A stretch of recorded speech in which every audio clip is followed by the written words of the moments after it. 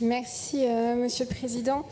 Juste pour dire que nous saluons cette démarche de budget vert qui s'inscrit dans la suite logique du dispositif déjà mis en place au niveau de l'État, qui a présenté il y a quelques semaines son 4e budget vert annexé au projet de loi de finances. C'est un outil d'évaluation de l'ambition environnementale de la collectivité. C'est un outil qui vise à améliorer la transparence sur l'action environnementale de la région. C'est un outil, enfin, qui permet d'associer directement tous les services autour de cette politique transversale. 4 points appellent cependant à notre vigilance. Le premier concerne les incertitudes méthodologiques. Alors bien sûr, il s'agit d'une expérimentation qui concerne 20% du budget. C'est un premier jalon, mais on peut d'ores et déjà observer la difficulté d'évaluer précisément par des classifications nationales ou internationales certaines dépenses. On a parlé des 99% de dépenses relatives au secteur de la performance industrielle qui sont classées à approfondir. Idem pour 97% du secteur numérique et 63% du secteur tourisme.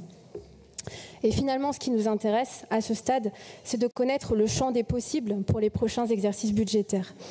Le deuxième point concerne la difficulté à mener une analyse comparative vis-à-vis des autres collectivités. Vous avez parlé de l'État. On sait qu'en raison de leur caractère multiple et différencié en fonction de chaque territoire, les dépenses locales sont plus difficilement évaluables par une méthodologie unique et partagée. Et ce, même si toutes les régions qui se lancent dans un budget vert font appel au même institut de référence. C'est un sujet parce que cela restreint finalement l'usage que l'on pourrait avoir de cet outil. Le troisième point concerne la formation. Vous parliez d'appropriation du changement par les services. Nous tenons à saluer le travail de cohésion interne entre les services qui ont participé à cette expérimentation. Mais cela ne doit pas faire l'impasse sur la nécessité d'une formation spécifique pour les agents qui participeront à la réalisation de ce budget vert. C'est une montée en compétences et cela nécessite d'acquérir notamment des principes méthodologiques assez complexes. Cela n'est pas mentionné dans le rapport qui nous est présenté aujourd'hui, mais nous espérons qu'une formation leur sera proposée et que cela s'inscrira dans leur parcours professionnel des agents concernés sans être simplement une tâche supplémentaire à leur activité.